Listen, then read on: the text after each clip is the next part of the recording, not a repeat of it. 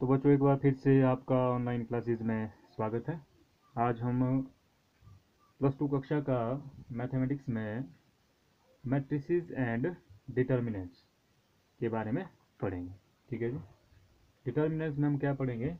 Miners and cofactors. जो आगे जाके आपको जो 6 मार्क्स के लिए क्वेश्चन आएगा, उसमें माइनर्स एंड कोफैक्टर्स का बहुत ही बड़ा रोल है मैट्रिक्स मेथड में। तो अब कैसे निकालते हैं माइनस फैक्टर? अब जैसे आपको पता, आपने मैट्रिक्स में पढ़ा, मैट्रिक्स की शेप होती है रेक्टेंगल शेप। ठीक है जी। मान लो कोई हमारे पास मैट्रिक्स ए है और उसके एलिमेंट है आपके पास ये जो आपको दिख रहे 3 × 3 ऑर्डर की। अब मैट्रिक्स फॉर्म में रेक्टेंगल होता है, बट डिटर्मिनेंट में क्या होता है कि सिंपल आपके पास मोड में, उसमें ऊपर से रेक्टेंगल की तरह नहीं होगा, मोड की तरह ऐसा निशान होगा। और एलिमेंट लिखने का सेम तरीका होता है, जैसे मैट्रिक्स के अंदर एलिमेंट लिखते हैं वैसे ही। जैसे अगर ये 1 है तो 1 का स्थान अगर आपसे पूछे कि कौन सा है, तो हम आप क्या बोलेंगे? A11 क्या है इसमें? ये रिप्रेजेंट कर रहा है आपको फर्स्ट रो फर्स्ट कॉलम। भाई फर्स्ट रो फर्स्ट कॉलम में कौन सा एलिमेंट है? 1 है। ठीक है जी। तो अब माइनर्स कैसे निकालते हैं? अब जैसे आपको क्वेश्चन आया, फाइंड द माइनर्स ऑफ 1। ठीक है, सिंपल है। अब आपको 1 से काम नहीं चलेगा, आपको ये देखना होगा कि 1 कौन से स्थान पे है। बिल्कुल 1 जो है A11 माने फर्स्ट रो फर्स्ट कॉलम है, तो हम क्या लिखेंगे? Minors of element 1। 1 का हमने माइनर निकालना है। अब कैसे निकालते? बहुत ही आसान है। A11 माने फर्स्ट रो फर्स्ट कॉलम, और माइनर्स को लिखने का क्या तरीका होता है? Capital M। कौन सा माइनर? 11, मतलब फर्स्ट रो फर्स्ट कॉलम का। तो सिंपल सा है, जिस माइनर फैक्टर को आप निकालेंगे, जिस एलिमेंट का आप माइनर्स निकालेंगे, उस एलिमेंट को जो रो और कॉलम है वो डिलीट हो जाएगी। डिलीट माने खत्म। जैसे अब यहाँ पे M11 है, फर्स्ट रो फर्स्ट कॉलम। कौन है फर्स्ट रो? ये फर्स्ट रो है, और ये क्या है? First column. डिलीट माने बिल्कुल खत्म। खत्म होगी। क्या बचा आपके पास? सिंपल आपके पास कौन सा एलिमेंट बचे? 2 - 3 - 1 3। उनको आप फिर से डिटर्मिनेंट फॉर्म में लिखेंगे। वो आप पीछे कर चुके हैं, कैसे इसको सॉल्व करते हैं। अब वेरी इजी, जैसे क्रॉस मल्टीप्लाई हम करते हैं 2 और 3 की, 2 3 ज़ा 6। ठीक है जी। नेक्स्ट जो 1 3 ज़ा 3, जो यहाँ जो मल्टीप्लाई आती है, पहले हम यहाँ माइनस लगाते हैं। अब मल्टीप्लाई का रिजल्ट चेक करेंगे हम। 1 3 ज़ा 3, माइनस माइनस प्लस, पर यहाँ माइनस होता है हमारे पास। 6 - 3 = 3। एक और एलिमेंट, जैसे आपको माइनस, जब 2 का माइनस निकालो, कौन से? इस बार 2 का। तो इस 2 का कौन सा स्थान है? A31 means third row first column. लिखा क्या जाएगा माइनस के रूप में? M31, third row first column का माइनस। अब कौन सी रो खत्म हो जाएगी? थर्ड रो खत्म, कॉलम फर्स्ट की डिलीट हो गए। कौन से एलिमेंट बचे? 1 1 2 3। अब क्या करते हैं हम? Cross multiply. 1 3 ज़ा 3, 2 1 ज़ा 2। इसकी मल्टीप्लाई इसकी वाली मल्टीप्लाई, माइनस, जो माइनस करके आया कितना बच गया? 1। ठीक है जी। अब जितने भी माइनर्स आपके होंगे, जो भी माइनर निकालने हैं आपके, कितने एलिमेंट है इसमें? 9 एलिमेंट है, तो माइनर्स भी कितने निकलेंगे? 9 निकलेंगे। ठीक है जी। अब वो कैसे निकलेंगे? उनका सेम, जो माइनस आपको निकालना होगा उसकी वो वाली रो और कॉलम क्या हो जाएंगे? डिलीट हो जाएंगे। और जो एलिमेंट बचेंगे उनकी आप cross multiply and minus plus जो भी आएगा। अब नेक्स्ट है आपके पास, माइनस के बाद क्या होता है जरूरी? नेक्स्ट है कोफैक्टर, जिसका वेरी इंपॉर्टेंट रोल है मैट्रिक्स मेथड में। बिल्कुल जैसे ही आप माइनर फैक्टर निकालते हैं, उसी तरह को फैक्टर निकलते हैं, लेकिन हल्का सा चेंजेस होता अब कहाँ पे? अब देखिए, उस जिस तरह से आपने ऊपर -1 का निकाला था, ठीक है जी, अब आप फिर से माइनर की जगह 1 का क्या निकाल रहे हैं? अब को फैक्टर। एक को फैक्टर को लिखा जाता है कैपिटल A11। इसका फॉर्मूला हमारे पास स्टैंडर्ड फॉर्मूला क्या है जी? -1 की power I + j into M11 means को फैक्टर को निकालने से पहले आपको माइनर ही निकालने पड़ते हैं। उन माइनर फैक्टर को सिंपल जो है, -1 की पावर में जो रो और कॉलम वो ऐड हो जाएंगे, उस -1 से जो भी आएगा माइनर फैक्टर से क्या हो जाएगा? मल्टीप्लाई। जैसे अब यहाँ रो और कॉलम कितने हैं? 1 1 है, तो 1 1 क्या हो जाएगा? 2, और -1 की पावर 2 क्या होता है? +1। ठीक है जी।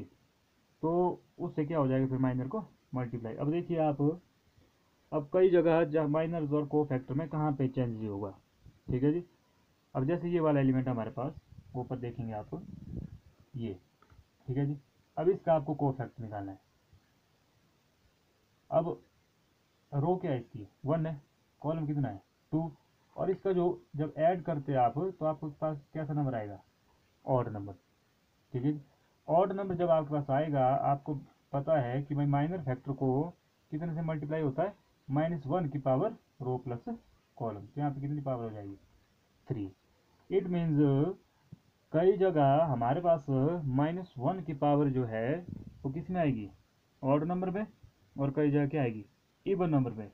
अब यहीं पे मेन फोकस है, जहाँ पे आपके पास माइनर फैक्टर में मल्टीप्लाई करते हुए -1 की पावर ऑड नंबर आएगी। अब ऑड कहाँ कहाँ आएगी, देखो यहाँ 1 2 3, 2 1 3, 2 3 5, 3 2 5। ये 4 नंबर एलिमेंट बहुत इंपॉर्टेंट है, जहाँ पे माइनर्स और को फैक्टर की वैल्यू में क्या आता है, चेंज आता है। मीन्स यहाँ पे आपको -1 की पावर क्या आ जाएगी, ऑड नंबर 3 5, ऑड नंबर, तो आंसर आपका माइनस आएगा। माइनस से जब माइनर को मल्टीप्लाई होगा तो उसका आंसर क्या हो जाएगा, चेंज हो जाएगा। लेकिन और जितने भी एलिमेंट है इनकी पावर सब क्या आएगी, जब इनके आप माइनर निकालेंगे तो -1 की पावर क्या आएगी, इवन नंबर। तो आपको पता है कि माइनस की पावर जब इवन नंबर होती है तो आंसर हमेशा किस में आता है, प्लस में। तो it means A12, A21, A23 और A32 को छोड़कर जितने भी आपके पास और माइनर्स है वो एज इट इज़ आएंगे को फैक्टर की ही तरह, मतलब को फैक्टर जो है बिल्कुल वैसे ही आएंगे जैसे माइनर्स आएंगे, लेकिन यहाँ पे चेंजेस होगा। क्या चेंजेस, वो भी ज़्यादा बड़ा चेंजेस नहीं है। जैसे आपके पास हम फॉर एग्जांपल के लिए यहाँ निकालते हैं माइनस किसका, 21 का, ठीक है। आपको M21 निकालना है। M21 माने आपके पास क्या होगा, second row first column delete हो गए, 1 3 ज़ा 3 हो गया, 1 1 ज़ा -1 -1 +1 3 1 कितना हो गया 4। माइनर फैक्टर की वैल्यू कितनी आई, 4 आई। लेकिन अब अगर आपको यही को फैक्टर निकालना हो तो को फैक्टर कितना आएगा, -4। मतलब इन प्लेसेस पे जहाँ माइनर की वैल्यू प्लस की आएगी को फैक्टर की माइनस की आएगी। अगर माइनर्स की वैल्यू माइनस की आई तो को फैक्टर की वैल्यू क्या आएगी, प्लस की आएगी, ठीक है जी। तो इसी तरह से आप फिर को फैक्टर की फिर मैट्रिक्स बना सकते हैं। जैसे A11 A12 A13 को फैक्टर निकाले और उनकी क्या बन गई, एक मैट्रिक्स फॉर्म में आप इनको लिख सकते हो। अब मैट्रिक्स फॉर्म में मैंने इनको क्यों लिखा, मैं साथ में एक चीज़ और जोड़ रहा हूँ आपको। अब मान लो आपको आया है मैट्रिक्स का एडजॉइंट निकालो, हमने माना है ऊपर हमारे पास कोई मैट्रिक्स ए है, ठीक है जी। अब इस मैट्रिक्स का क्या निकालिए, एडजॉइंट निकालिए इस मैट्रिक्स का। अब एडजॉइंट के लिए आपको क्या निकालने पड़ेंगे, एडजॉइंट के लिए आपको को फैक्टर निकालने पड़ेंगे, और को फैक्टर के लिए आपको क्या समझना पड़ेगा, माइनस समझने पड़ेंगे। माइनस और को फैक्टर में कोई बड़ा बदलाव नहीं है, सिंपल -1 से मल्टीप्लाई वाला बदलाव है, जिसमें रो और कॉलम -1 की पावर में बैठते हैं, ठीक है जी। तो कौन कौन से को फैक्टर में हमने कहा चेंजेस होगी, जिन को फैक्टर में आपके पास -1 की पावर ऑड नंबर आएगा उनमें चेंजेस आएगा। मतलब जहाँ माइनर की वैल्यू प्लस में आएगी तो इन जगहों पे को फैक्टर की वैल्यू में क्या हो जाएगा, चेंज हो जाएगा, ठीक है। मतलब सिंपल माइनस प्लस वो वाला चेंजेस। अब एडजॉइंट कैसे निकालेंगे आप, मान लो को फैक्टर आपने निकाल दिए सारे और वो मैट्रिक्स फॉर्म में लिख दिए, सिंपल उसका क्या निकालेंगे, ट्रांसपोज। अब ट्रांसपोज आपने मैट्रिक्स में सीखा है, ट्रांसपोज माने रो का क्या बन जाएगा, कॉलम। जैसे फॉर एग्जांपल आपके पास ऊपर मैट्रिक्स थी जिसके एलिमेंट रो में क्या थे 1 1 1, जब इस मैट्रिक्स का आप ट्रांसपोज निकालेंगे तो वो 1 1 क्या आ जाएंगे, कॉलम में 1 1 1। मतलब रो को आप कॉलम में लिख देंगे तो वो उस मैट्रिक्स का ट्रांसपोज हो गया। उसी ट्रांसपोज को हम क्या कहते हैं, एडजॉइंट ऑफ ए, ठीक है जी। मतलब एडजॉइंट ऑफ ए निकालने के लिए पहले आपको मैट्रिक्स कौन सी बनानी पड़ेगी, को फैक्टर की मैट्रिक्स, तो तभी आप एडजॉइंट ऑफ ए निकाल सकते हैं। क्योंकि नेक्स्ट जो आप आगे पढ़ेंगे ये इनवर्स वेर निकालेंगे या मैट्रिक्स मेथड को जब आप समझेंगे उसके लिए कौन कौन सी चीज़ें ज़रूरी है। एक तो आपके पास गिवन मैट्रिक्स का डिटर्मिनेंट, ठीक है, जैसे मैट्रिक्स का डिटर्मिनेंट कैसे निकालते हैं। दूसरा, माइनस को छोड़ो, सीधा आप कोफैक्ट निकालेंगे। कोफैक्ट का क्या फॉर्मूला बताया हमने, -1 की power i plus j। Procedure same रहेगा, बस आप चेंजिंग देखेंगे कहाँ पे, जहाँ ये ऑड वाली पावर होगी, और कोई दिक्कत नहीं है। क्योंकि अगर आप मैट्रिक्स मेथड में माइनस निकालने लग जाएंगे एक एक करके तो सवाल बहुत लंबा चला जाएगा। इसलिए आपकी डिटर्मिनेंट कैसे निकालते हैं ये भी स्पीड में आना चाहिए, क्विकली। कोफैक्टर कैसे निकालते हैं ये भी क्विकली आना चाहिए।